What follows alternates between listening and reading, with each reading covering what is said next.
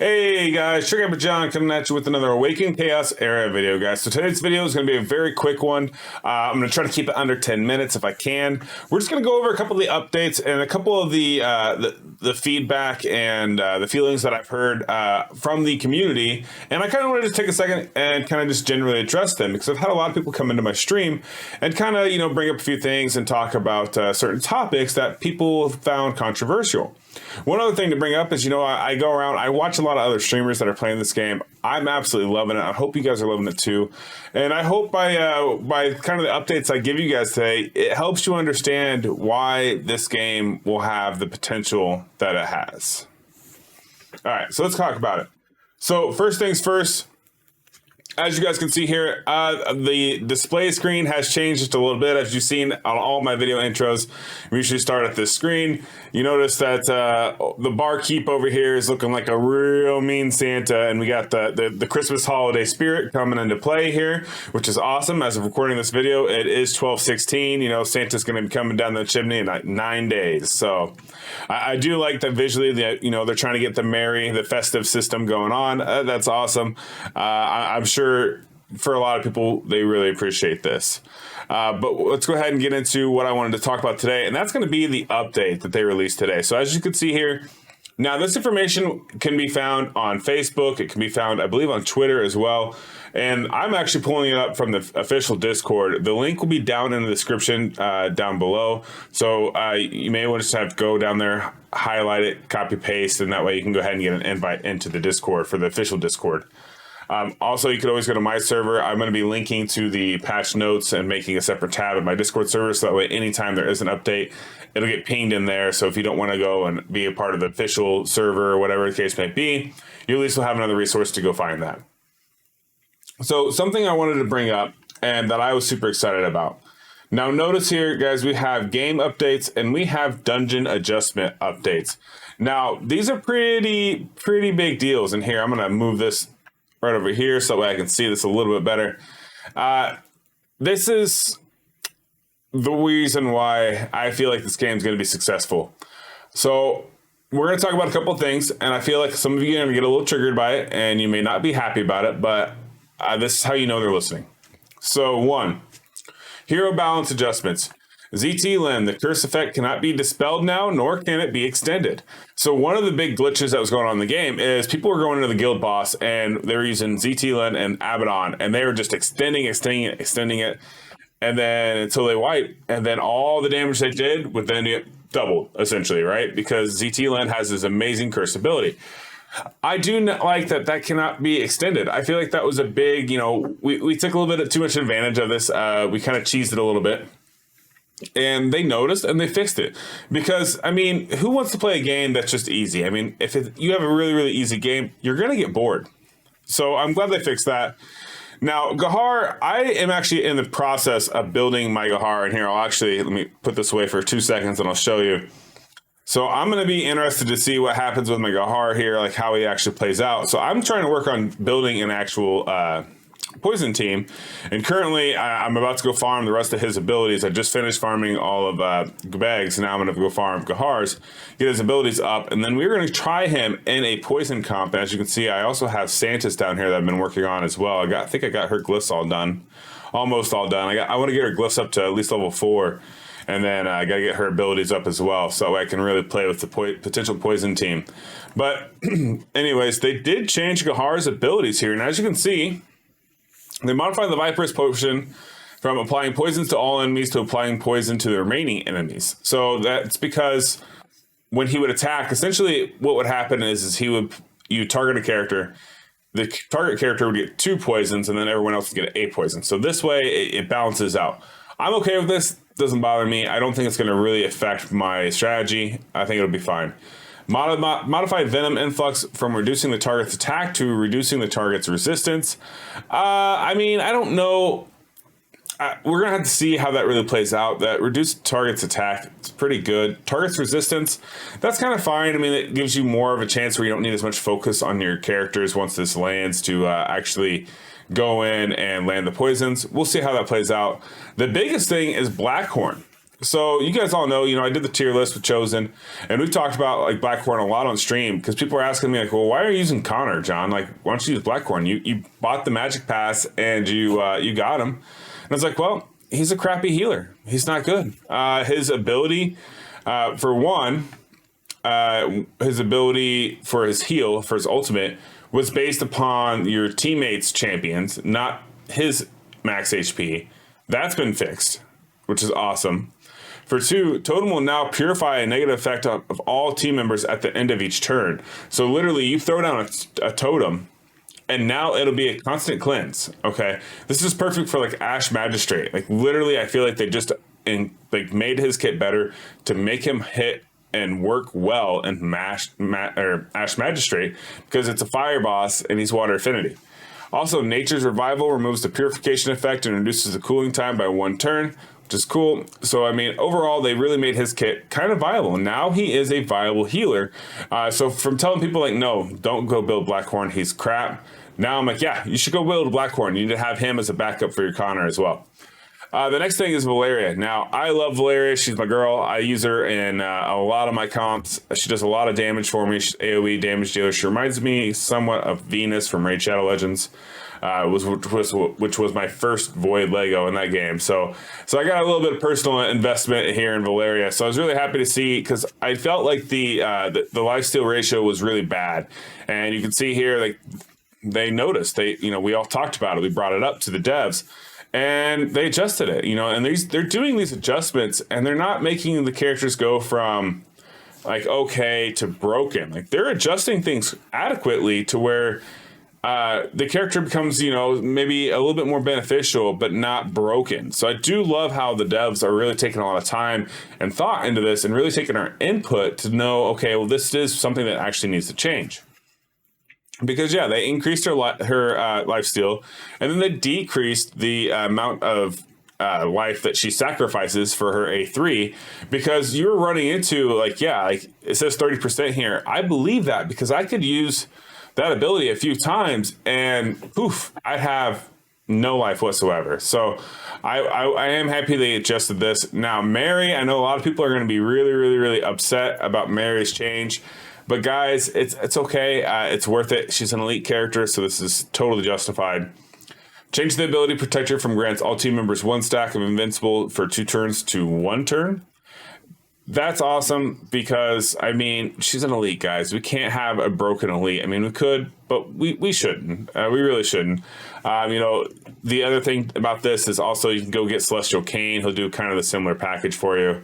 Not the end of the world, but you do want to make sure that you make Mary the slowest person in your team if you are using her, or else this is going to be a complete waste of your time and using this ability. And the last thing is optimize the battle AI of Blackhorn, Yolanda, and Winstrix.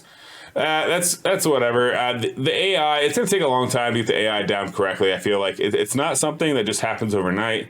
There's a lot of times you got to just test things, and they're really relying on us to give them feedback to kind of make these tweaks. All right, so next thing we're going to talk about is the dungeon adjustments. And the reason why we're going to talk about these, and it's going to be kind of like the last thing I talk about, and I'm going to do it very quickly, is because this right here is the reason why I feel like this game could succeed. I feel like this could be a competitor. And the reason being is, I mean, it's legitimately, they balance some characters after a little bit of feedback. Dungeon adjustment. They know we're struggling, right? They know we're struggling, but they know that this isn't meant to be a weekend and you're farming the dungeon. But what they did do is they balanced it a little bit better because people were like ungodly spending money and they still couldn't complete this content that easily. And it kind of opened their eyes and they got a good idea of like, okay, well, this is what we're going to do to fix things. So one thing is the Roaring Tulpa. Fully reduce the attack power of dungeon boss Roaring Tulpa. Because what would happen is you'd go in there and you would just get destroyed. So they reduce the attack power, which is good because that gives you a little bit more of a chance to, beat the boss for one, and two, like you gotta have that fighting chance. You should never have a dungeon that you have to rely on. Oh, you get like 3 rounds and you're done. Like that should never be the case. It's a bad model, and they recognize that from our feedback. And they're like, hey, all right, let's fix it. So they made Roaring Tulpa do a little bit less damage. They adjusted the dungeon boss at Magisteria. Now, for those of you who did not know prior to watching this video, it was very easy to time where the bomb was going to go. You knew if you put the person in the, I think it's the far left position, the bomb would always go there, and you just put a cleanser there, and bada bing, bada boom, the bomb wouldn't be a problem. As nice as that was, that's not how a game should be. Like, there should be some thought, there should be some randomness. You know, like that almost seemed lazy, and the devs thought so as well. So they fixed that, and they made it to have a better mechanic for us to challenge it, right? So they fixed the target selection of the basic attacks. Now the target of the restraint element will be attacked first. Now this is going to be for like placing the bomb. This is basically saying, like, you know, if you have 4 of the same affinity, it's going to go for the weakest one. It's going to go with the one with followed by the target with the most health. So it's going to go with or sorry, not the weakest one, the one with the most health. Or it's going to say, like, you know, if you have 3 fire and you have like William, it's always going to go for William because he's the weak or the other element, basically. Actually, I think I just said that. No, I said that correctly. Restraint element. But yeah, so they changed that. So it's not going to be quite the same as far as like you always know where the bomb's going to go. So that's really good. Fix the bug with the summoning of the fire emblems. Now, fire emblems are summoned once every 3 rounds. What would happen is sometimes they would get summoned before 3 rounds. I've seen them summoned after 3 rounds. It was really weird how it would work. So now it's fixed that every single time after 3 rounds, the imps will spawn. It makes setting up comps, speed tunes, stuff like that a lot easier as well. Lastly, let's talk about just really quick. We're going to talk about the Queen of Tides. Now, I have not done a whole lot of Queen of Tides, and I'll show you where I've made it to on the Queen of Tides so far. Dungeon, Arcane Dominance, Queen of Tides.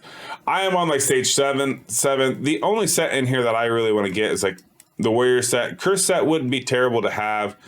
I'm not in love with the Revival set, but it could be valuable. I'm going to kind of prioritize this as my 3rd dungeon to really beat. I'm primarily focusing on Ash Magisteria and Tulpa for now. And then once I get some decent gear out of these, then I'll be moving over to the Queen of Tides and then even over to the Gemini Dragon. So, but yeah, guys. So I do like how they adjusted that, and we're going to go ahead and explain why they adjusted that and maybe some pros and cons of it, and hopefully you agree. So they basically revamped the whole thing. The battle with the Queen of Tides was, well, it was less than desirable. So they definitely changed some things. They grant so one, the ability old, they totally revamped it. As you can literally see here, they put what it was and then what they changed it to. So the first thing is grants random blessing of the goddess at the end of the turn. Coach Blade upon death and character is buffed by at least 2 positive effects when using the ability and launches a bonus attack with Dragon Bomb. That would really hurt you. That would do a lot of damage to you. If this character is buffed by 3 positive effects upon using an ability, it launches a bonus attack with Dragon Bomb. Greatly reduce the attack value of Dragon Bomb. And that's why I said it would really hurt you, is because Dragon Bomb would come out and they would almost wipe you, depending if you didn't have like a defense up or if you didn't have your team built correctly.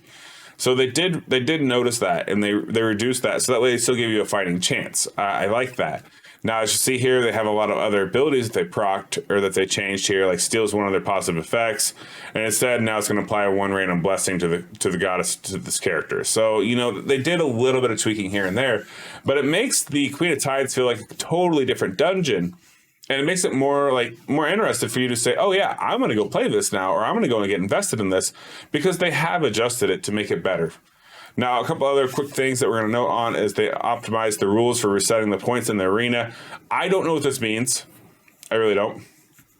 I know I absolutely hate reset for arena. I hate grinding the same area every time.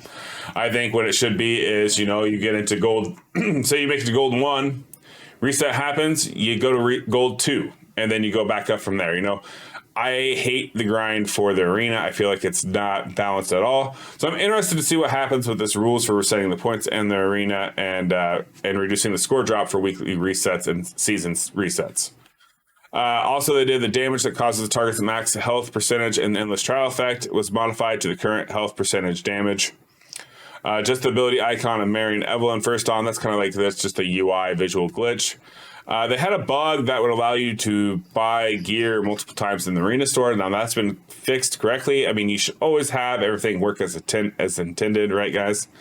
And you can no longer receive their corresponding guild quest rewards repeatedly after joining a new guild.